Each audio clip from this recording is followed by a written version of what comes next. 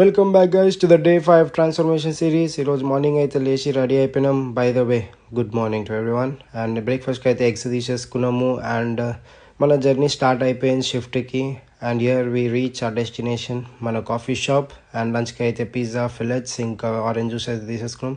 ఇక ఇంటికి పోతుంటే దారిలో మన ఫ్రెండ్ బయటికి పోదాం మన వారికి ఒక రెస్టారెంట్కి పోయి అయితే దవాకే తినేసినాం అనమాట, చికెన్ మొత్తం.